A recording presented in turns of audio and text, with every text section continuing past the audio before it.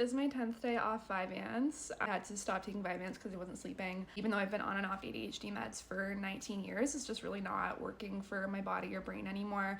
So it's definitely been an adjustment, and I'm definitely still adjusting. One of the hardest things I think has just been that I can't rely on caffeine, because if I have that too late in the day, then I still don't sleep. I thought it was fine yesterday. I just had like a coffee in the morning and then a black tea at 1:30, and I still had a really bad sleep. So I didn't have caffeine after 12 today. I think I stopped at like 11. But just like with not being able to rely on caffeine or ADHD meds, just I've been falling back on is my approach to routines. My ADHD, initiation is just like a huge thing I have a really hard time with, just like starting tasks. I used to kind of just like wait for my vyvanse to kick in, and then I would get up and start going and working and doing things, but I can't do that anymore. So I have this like 3-level approach to routines. I find that works really well for me, and I work on that with clients as well, especially in relation to food, but also just like day-to-day stuff. So level 1 is kind of like the bare minimum. A few things you know are really going to support your body and brain. Level 1 routine would be when I have like the lowest capacity. So it's just gonna be breakfast, or I'll lay in bed and do a meditation.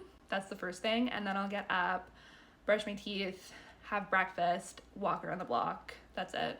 Maybe a shower, like a little rinse. And then level 2, when I have more capacity, but maybe like not as much time kind of thing, but like a little more energy, capacity, and some time, I'll add 1 or 2 things onto that are also going to make me feel good and help me be a bit more centered before I start the day. Maybe that would also include doing a breath work thing on YouTube. I find those really helpful and really grounding. Level 3 would be building on that. So maybe going to the gym on top of all those things. Imagine it as a little like snack pack, and I'm just taking like a few routines a day based on where I'm at.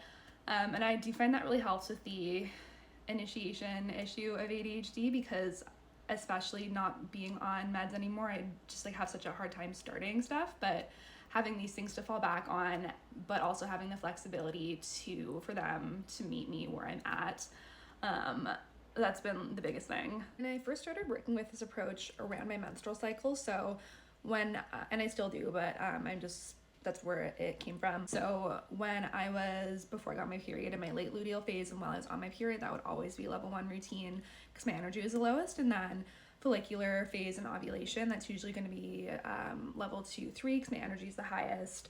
Early luteal phase, level 2 again.